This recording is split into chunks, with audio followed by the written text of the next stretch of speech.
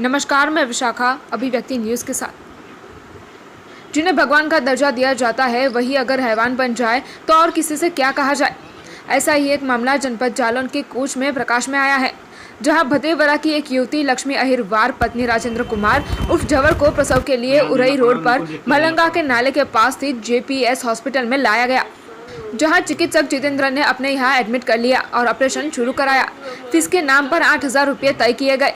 Operation करने के बाद शिशु के कुछ पार्ट्स को निकालकर प्रसव कराने आई युवती की सास को सौंप दिए और उसकी छुट्टी कर दी गई। जब महिला घर पहुंची तो उसको रात में पेट में दर्द बढ़ गया, जिसे महिला बुरी तरह से कराने लगी।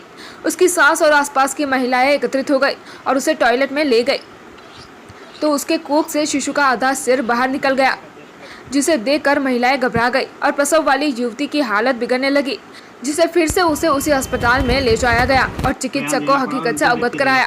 तो चिकित्सक पहले तो पीड़ित परिवार पर दबाव बनाने लगा।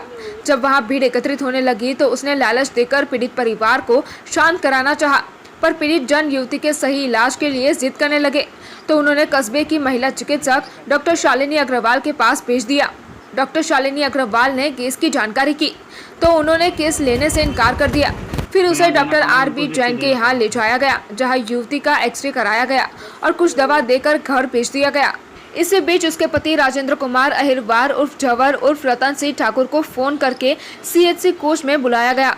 वहां नायब तहसीलदार संजय सिंह, प्रभारी निरीक्षक इमरान खान व CHC चिकित्सा अधिकारी डॉक्टर राजेश शुक्ला और JPS हॉस्पिटल के चिकित्सक डॉक्टर जितेंद्र सिंह और उनके स्वजातीय लोग के समक्ष बयान लिए गए।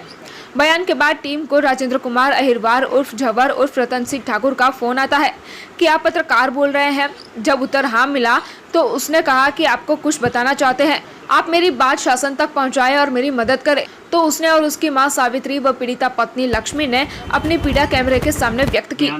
जब इस संबंध में JPS हॉस्पिटल के चिकित्सक डॉक्टर जितेंद्र सिंह से उनका पक्ष जानना चाहा तो उनका कहना था कि जिसको जो करना है वो कर ले, मुझे कुछ नहीं कहना।